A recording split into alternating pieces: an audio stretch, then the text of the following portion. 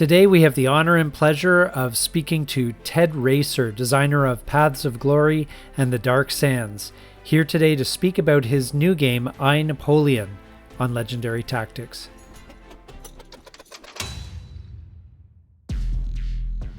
So you're saying this is a completely different design to anything you've ever done. Yeah, no, I, Napoleon is unlike anything I've ever done, and really unlike anything that I've played. It was inspired by Legion of Honor's game, um, Clash of Clash of Arms game, Legion of Honor, um, where you start as a sergeant or a lieutenant in the Napoleonic armies or the Revolutionary armies, really, and you live through the experience, and you interact with other players who are doing the same thing, and you're assigned to campaigns, and maybe if you're really lucky you'll rise up to be a Marshal of France.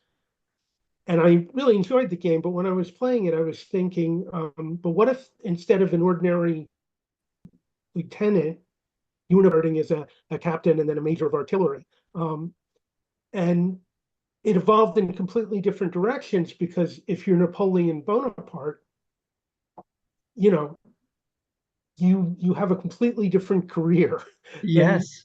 even someone who becomes a Marshal of France. At some point, I mean, you start out without a lot of power, without a lot of say in your career, but at a certain point, by the time you reach first council, you're in charge, and Wow. and things don't just happen to you, you make things happen. Um, and so that caused me to make the game go in quite different mechanical directions than Legion of Honor, even though that was the inspiration. So how do you build from that? So you start out with very little agency, very little resources at your disposal, and you build up through this game. Like how is that actually done through the game? Because I understand it's all just a card game, basically, isn't it? There's a board to organize things, but Let me, I don't, I don't have a camera I can move around, but I can put things in front of. This is the board. okay, wow, Lift it up. This is the board, yeah, uh, and there's a map of Europe in the background. You can't make out here, but that's just for color. The board consists of all these little boxes you see, yeah. and the boxes are labeled, for countries: Portugal, Spain, um, but they're also labeled for things like current treaties, um, the Polish question, um, Napoleon's bed, uh, Yeah, um, uh, commanders, which are French commanders that work with you or under you, um, and the game basically has three eras uh, to it. There's the commander era, where you start out as captain and yeah. soon major, um, Bonaparte, and that continues until you either succeed or fail to launch a coup. Historically, the coup of Brumaire, Yeah. um, and become first consul. And once you do that, there's another deck of cards that enters play, the first council. Interesting. Once you're first council, you can, you know, make yourself first council for life, and then hold an imperial plebiscite and make yourself emperor. And then another deck enters for, Yeah. um, and then finally, if you get overthrown and forced to abdicate, there's an small abdication deck where you can go to Elba and maybe escape, maybe win at Waterloo. But if you win at Waterloo, then you have to fight Prussia, Austria, and Russia and beat them too. Or you can end up at St. Helena where things can happen there too. You can write your memoirs, you can feud with the governor. Um, Show some random cards here. Yeah. Um, you know, here's a Prussia Rises card. Yeah. Uh, um, Wow. you know, here's divorce. If I can, there we Oh go. yeah. Oh, If divorce. Yeah. Yeah, if you end up wanting to get rid of Josephine because she hasn't provided you with a child, uh, Wow. or anyone else that you married, because it doesn't have to be Josephine. Yeah. Desiree Clary is in the game. Marie Louise is in the game. There's a Romanov that you could marry if relations with Russia are okay. There, you can marry a generic, because Napoleon said when he divorced Josephine that he had a list of 4 French women he thought could take her place. He never named them, so they're just a generic French empress. Um, uh, you know, you also have mistresses in the Oh, game, yeah. um, and the major purpose of the mistresses is if your wife doesn't give you a kid, you want a divorce. But you need the divorce card, but you also need to prove that it was her and not you, that you didn't have a kid. So you Oh need to my. have a bastard child with a mistress of the divorce. Um, so there are all these things going on in the game. You're dealing with, obviously there are military aspects to the game. And here is camp Okay. All your assigned commanders. Yeah. campaign mat to fight out your campaigns. Although you don't need to use this, and I usually don't, but you can. It's there if you want to use it. Yeah. Um, so you fight out campaigns, and a campaign may have more than one battle to it. Um, so there's a military side to it, but it's not. You're not moving units around on a map. Yeah. The way a campaign works, there are campaign cards. When you're a commander, um, they're just randomly come out of the deck. They include historical campaigns like in Italy and Egypt and Syria, but they also include, expedition to Ireland, or a campaign against royalists in the Vendee, or things like that. So if you pull out a random campaign card, you were offered that command. Um, Now, usually you have to take it. There is a card called sick leave, which Yeah. allows you to go, no, I'd rather not do this one. This one doesn't look promising. Um, and and also, if you're friends with Robespierre's brother, Augustin Robespierre, and they're still in power, you can use that friendship to get out of an assignment.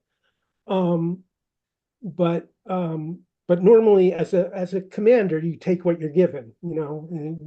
They tell you to go command in Italy, you're going to go command in Italy. Yeah. Uh, uh, then what you do is you have whatever French generals, future marshals, have come out of the deck at this point and are in your commander's box. You can assign, using administrative points, of which you never have very many. You can assign them to your army, and they will provide die roll modifiers. You also have strategy and tactics cards that may have come out. Um, and you start, for example, with a strategy and tactics card, Bonaparte leads, which means, you know, you charge with the troops, Yeah. uh, which gives you a great die roll modifier, but could get you killed and end the game. Um, so so what you do is you take these cards and then you look at the campaign, and it'll say if there are any modifiers for or against you for that particular campaign. And if there are enemy generals who've been pulled and are in their country's box, that are, that their country's in this campaign, they'll they'll they'll come in as the negative modifier to the die, and you roll a 10-sided die, and the result, which is Yeah. here, Oh, yeah. is the results are a 1 or less is a bloody defeat, Oh, 2 is a defeat, a 3 to 4 is a bloody stalemate, a 5 to 6 is a stalemate, a 7 to 8 is a bloody victory, and a 9 or more is just a victory. The the um the difference between bloody and not bloody is that once you're first consul or emperor, at the end of the turn, you will roll to see, domestic politics, see how the people of France are feeling about you, and mm, not help them feel yeah. good about you. Even if you won, they prefer victory without the bloody part. Oh, Uh, yeah. um, if you get a stalemate, though, a bloody stalemate or a stalemate, you have to do another battle. The problem Oh, here is that any commanders that you used for that first round, you can't use for your second round. So when you're buying your commanders, you have to decide, all right, do I use everybody up front, or do I hold somebody back in case things go south? Because there's a -4 or +4 is the farthest DRM you can get. So you have a +4 DRM, a stalemate is a 5 or 6 on a 10-sided die. So there's always a 20% chance that you'll get a stalemate, that there'll be a second round. You can make it so there's an 80% chance you'll win, but there's still a 20% chance that you won't. And if and you've used everybody on the first round, that could be a problem, because you could end up in a spiral of stalemates, because every time you have oh, a man. stalemate, that's a -1 DRM. So 2 stalemates, that's -2 DRM. You can end up Yeah. a spiral that leads to defeat. And when you're defeated as a commander, it just the main thing that you keep track of in the game is glory. You want as much glory as possible. You'll lose glory if you're defeated. That's the main thing that happens if you're a commander. But if you're first council, you defeat could see you overthrown because you're new on the job, Yeah. and you know you're not supposed to lose. If you're emperor, what happens when you lose is you next year you play a campaign called La Patrie in Danger, which means you're fighting in France now. Oh, And if you wow. won, you'll have to abdicate. What strikes me about this, because I took a look on the on GMT's website, is just the scope of it. How did you bring that design into something where it was? I mean, obviously you're creating a narrative, and it's a different narrative each time. But how do you got to work within some sort of guidelines or whatever? Because it just seems like the story could branch out into a million different directions. And how do you kind of contain that in a way that's playable? Yeah, I had to make a decision early on that there were certain paths that Napoleon's life could have taken that I'm not going to allow, because it would require another 100 cards or be a completely different game. Like if Napoleon had some aspirations to be a scientist, if he'd become a scientist, that would not be this game. Yeah. Um, if Napoleon also had fantasies about being the new Alexander in the East, um, Mm. and that would be an entirely, that that would require a whole nother deck of cards for Napoleon heading for India. Um, Maybe that's for the expansion. Maybe I'm thinking about that. Um, so there were certain things I had to cut out, but even so, there are so many things that happened in his life, and I wanted to include as much as I could, and also include a few things that didn't happen, like Napoleon being in an expedition to Ireland, or Trafalgar not happening, and Napoleon invading England.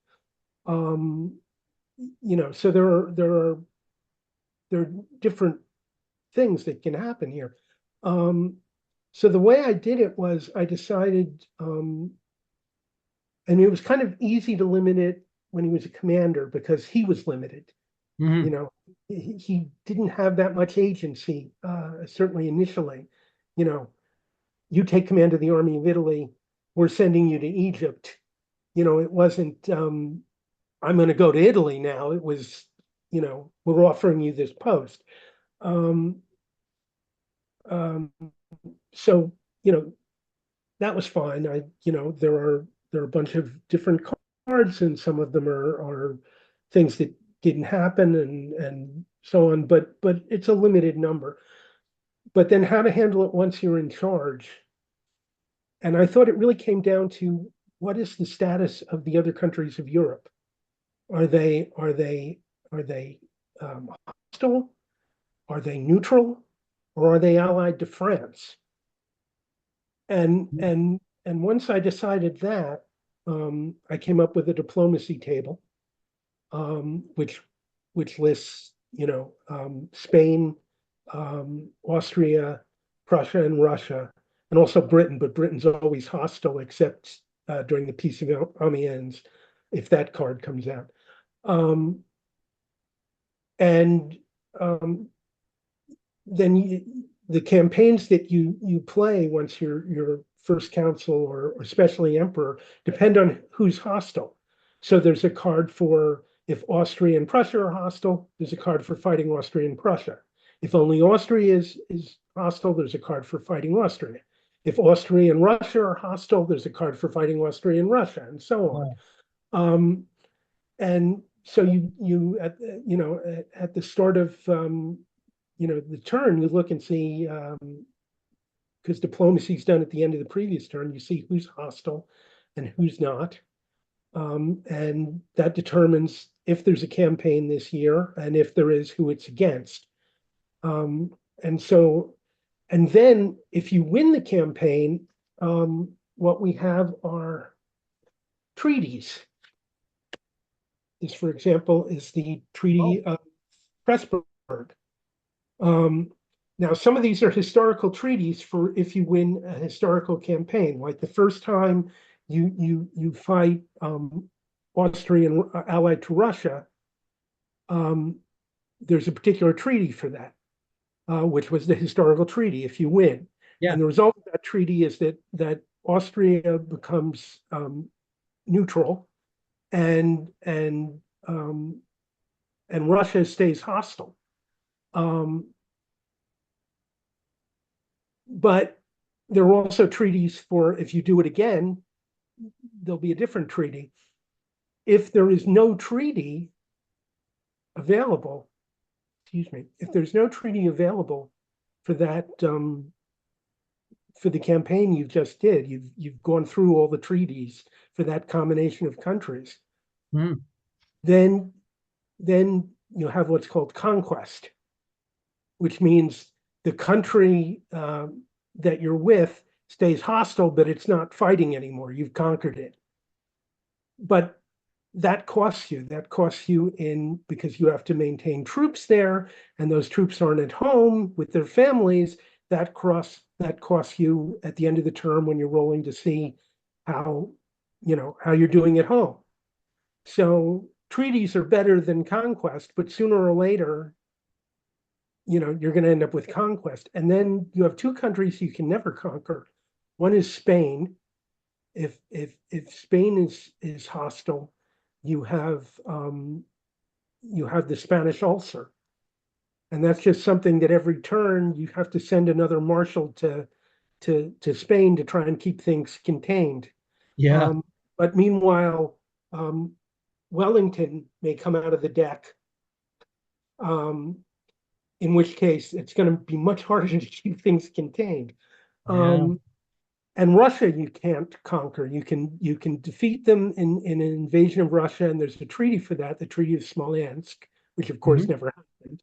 Yeah. Um, but if Russia becomes hostile again, um, then there's not even another card for a second invasion of Russia. Russia just stays hostile, and the effect on that is it drains you of glory every turn Mm. uh, until a campaign comes up with with either Austria or Prussia hostile, in which case Russia joins in. Um, so, Jeez. limits to what you can do, no matter how many victories you have, because the way the game works, the only thing that can make a country allied is a card event. The diplomatic table only goes the other way. They only Oh, go from allied towards hostile, allied, neutral, hostile. Never goes the other way. yeah. Uh, and you can spend diplomatic points to affect the die roll to try and keep them from moving towards hostile, but they're never going to move towards allied. The only way you're going to get them allied is like with the right peace treaty. We'll say there's a peace treaty like the Treaty of Tilsit, where countries will become allied to you. But you have to win the campaign for that. On the diplomatic table, things can only get worse. Hmm. Um, so, that's always going to be in your background. But at the same time, the cards deal with many, many other things. You have to find jobs for your brothers, them kings, Yeah. because if you don't, you lose glory. Wow. You, So you know, so again, like when I looked this up on the GMT website, it says complexity 3 out of 10. And all this stuff you're describing, I mean, the narrative is so rich. How do you keep it? Is it the cards that are doing all the heavy lifting here? Or how do you that keep it card, so simple? It sounds like it would have a that, rule book like 100 pages long. the rule book is right here. Um, and it is, let's see, 24 pages long, but that includes, key terms and abbreviations and scenarios and, um, uh, the introductory page and the cover. Um, And the um, designer's notes, I hope. That's always the best part. that's in the playbook. Oh, it is. Okay. Playbook has examples of play. Then it has a card manifest where I explain the history behind all 222 cards. Wow.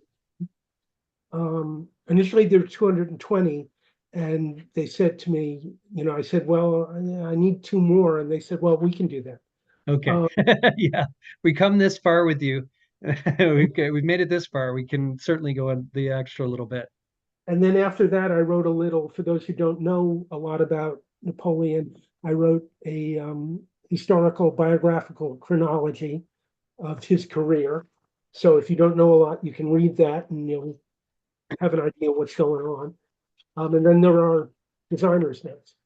And then at the very end, I put, and I'm very happy about that they were able to do this, Rudyard Kipling's poem, A Saint Helena Lullaby, Oh, wow.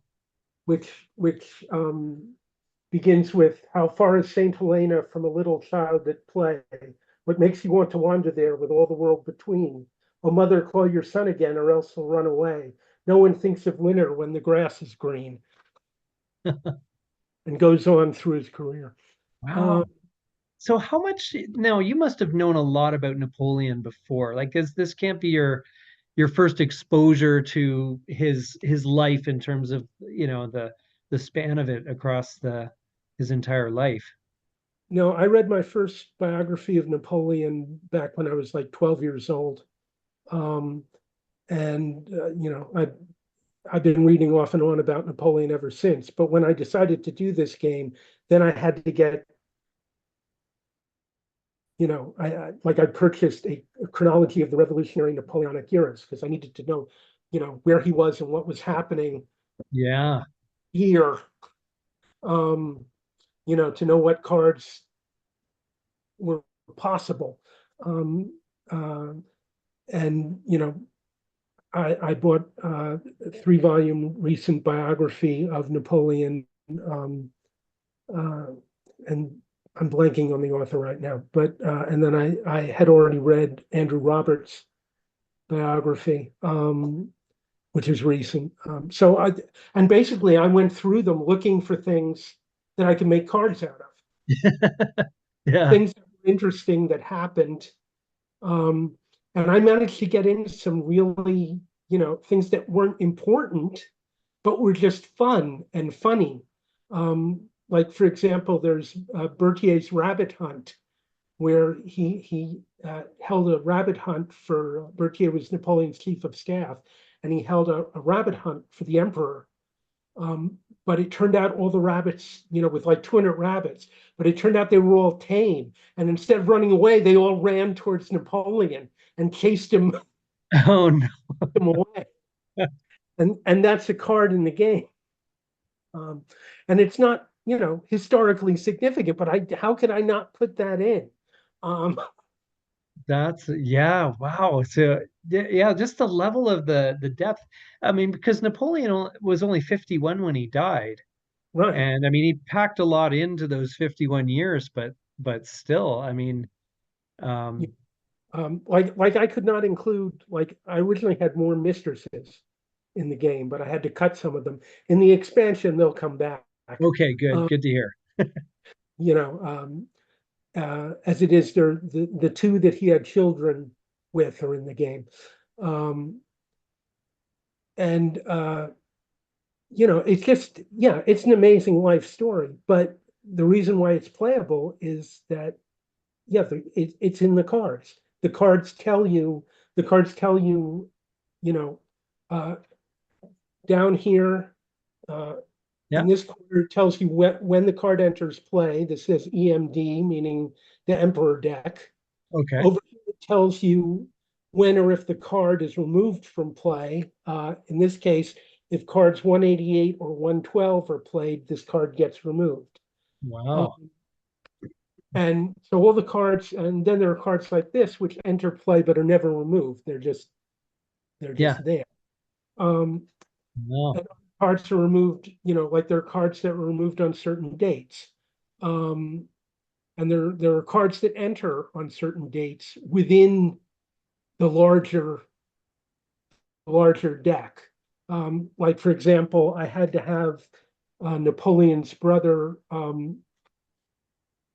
Jerome, enter later because he was too young to enter and hold a position, Yeah. uh, early on. So I had to wait till 18, he was old enough in 1807 to matter.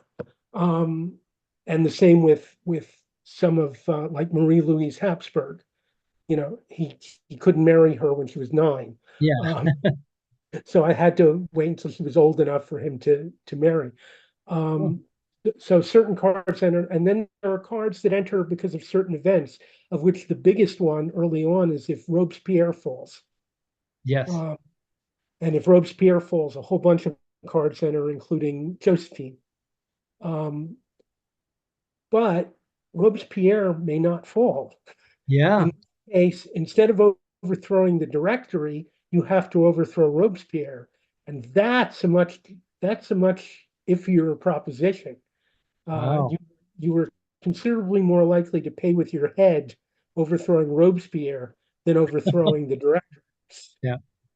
So in the game, some events happen to you, and some you have agency over. When you're Yeah, at the captain level, sorry, you call it, I think the commander level, captain level, you commander said level. you don't have much agency. So is that just events are hitting You you and have you're just kind of still have choices to make, like in a campaign, who to use, when to use them, what campaign to accept if you have sick leave or friendship with Augustin Robespierre, and what to reject. There are other cards that have choices on them. mhm. Do this, do that. But yeah, it's much more things. It's much more. This happened. What do I do? How do I deal with this? And sometimes, you know, there's no choice involved. If you have a writing accident, you have a writing accident. Napoleon was a notoriously bad writer. He had a lot of writing accidents. In the game, basically, you lose a round of action if you have a writing accident. That happens. It happens. I should explain that each game turn is a year starting in 1793, and each year is broken up into 12 rounds, and each round you draw a card. However, after the 5th round, you have to roll a die to see if the turn ends. And the further along it goes, the more chances the turn will end. So you will only Okay. rarely draw all 12 cards. And then at the start of each turn, you you reshuffle all the cards, including the discards. And so in this way, it's possible that some cards, even though they're in there, they may never show up in the game. And it may be a card you want, like Josephine. Maybe you want to marry Josephine. Tough. She never shows up. You never met her. You know, Wow. that's This is just his dream girl, but their paths never crossed. you know. Then you have Desiree Clary, for example, who Josephine, if she shows up and you're not married, you have to marry her because she seduced him. Oh, Um, okay. but Desiree Clary, you can decide to propose to. The problem there is there's a good chance she'll break. She accepted the proposal initially, but then she broke it. So if you propose to her and she breaks it, you lose glory. So Oh. now, I'm going to try to propose to her, or do I want to wait for Josephine to come along and seduce me? Now you've play tested this probably a whole bunch. How long has this been in production? I handed it in a year and a half ago, maybe, Uh-huh. maybe 2 years. I'm not sure. It's been a while. And they had a team of crack play testers who play tested the hell out of it. Yeah.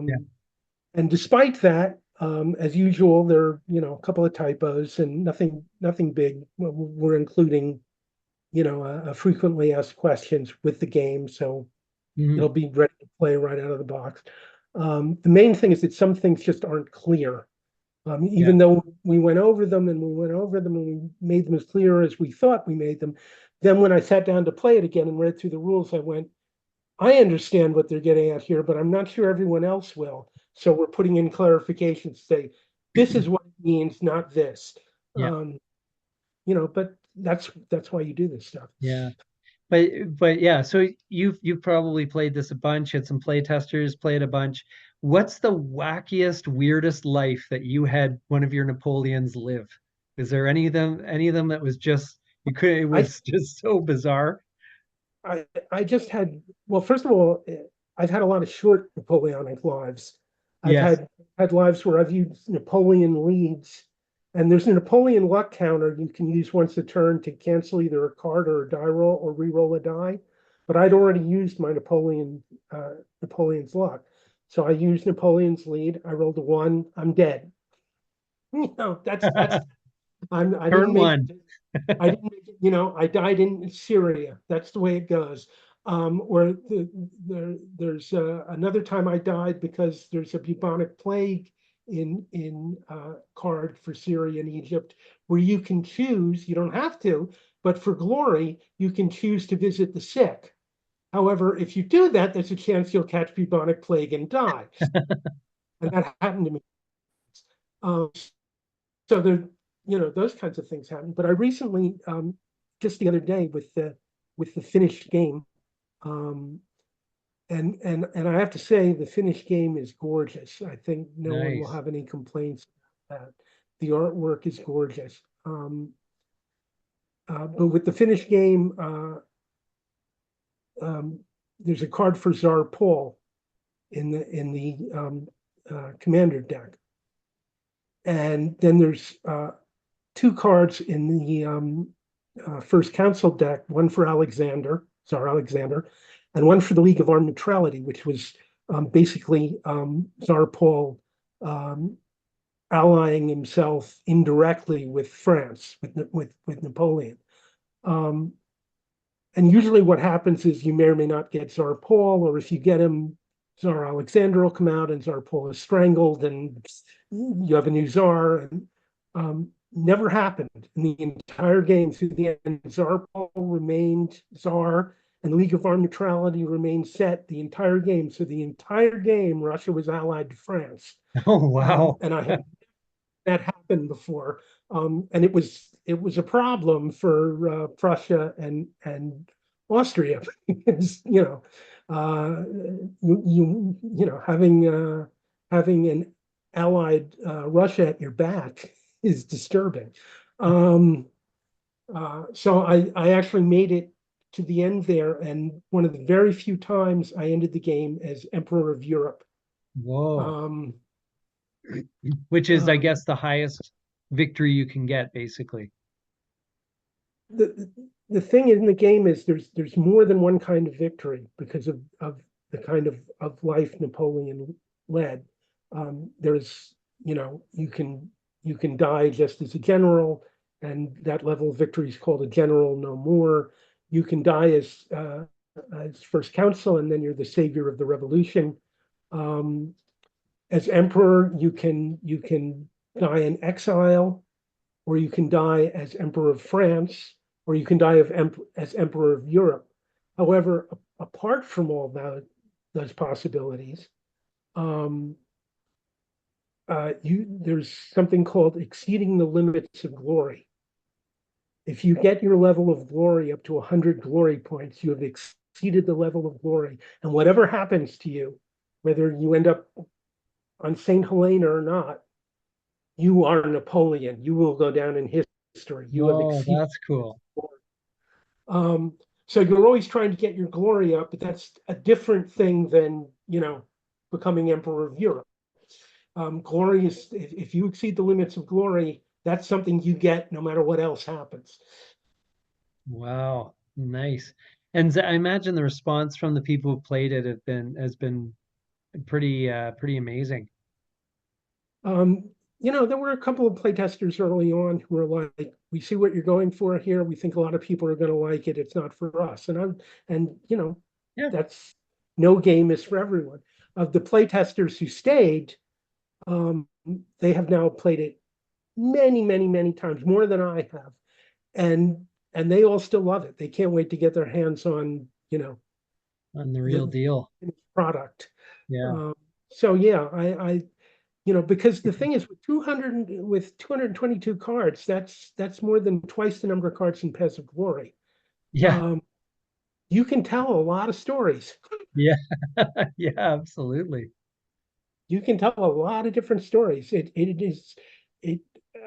I find it impossible to imagine that it will play the same way two times running. Um, Yeah. it's just so many different things can happen. There are so many ways to lose. There are, if you can get forced into abdication, into exile when you don't have a lot of glory. You can run out of glory completely, in which case you're overthrown in France, and you've lost that way. Um, you can die by bullet, you can die by guillotine, you can die by plague. There are, you can die by assassin. You can die, Yeah. and there are a couple of different ways you can die by assassin. Um, so just in that alone, your life may be cut short in a half dozen different ways at a dozen different points in the game.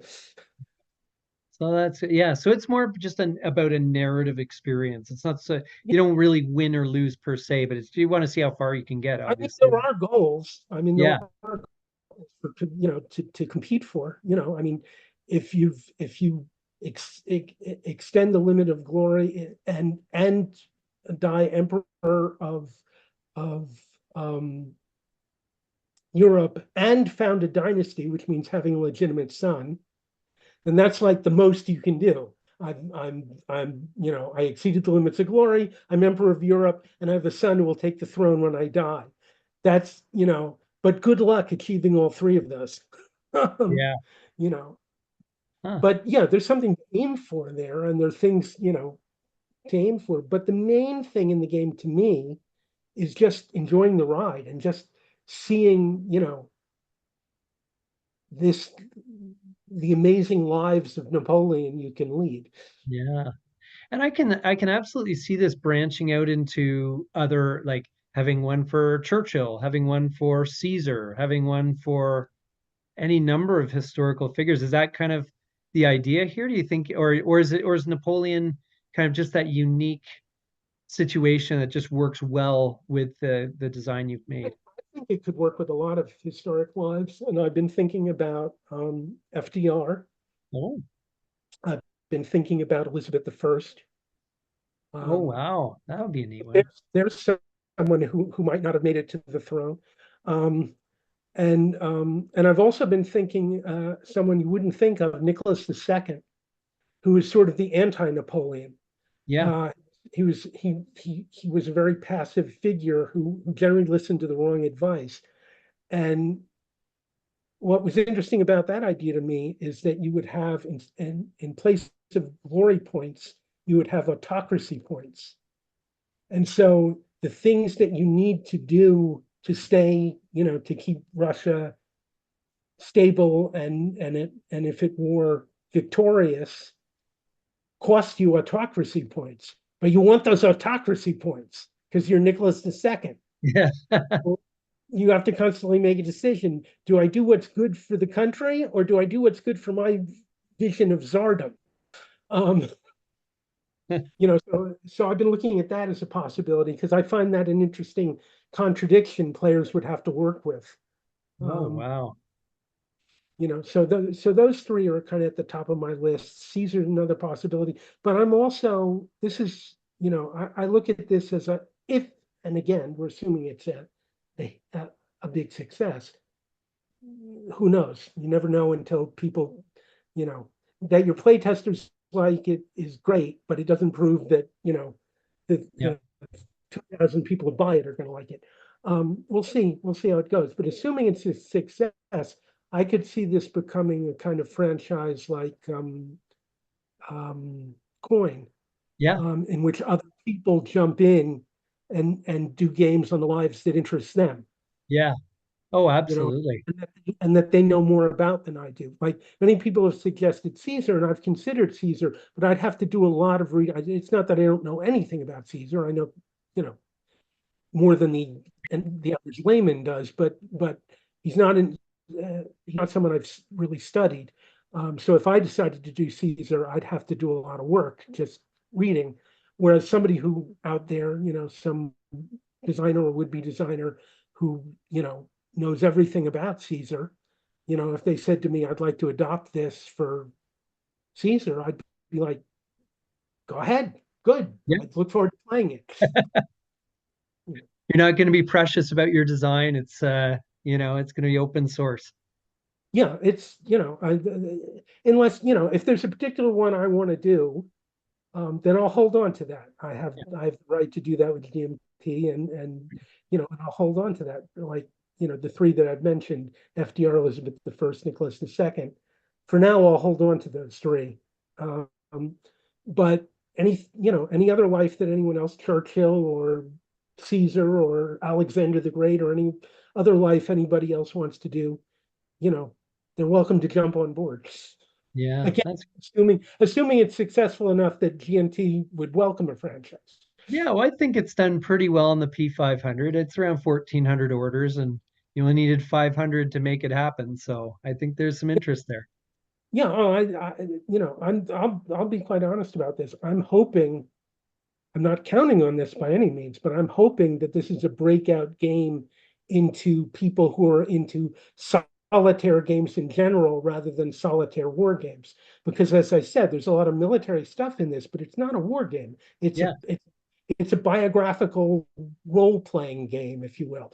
It's a choose your own adventure Napoleon game.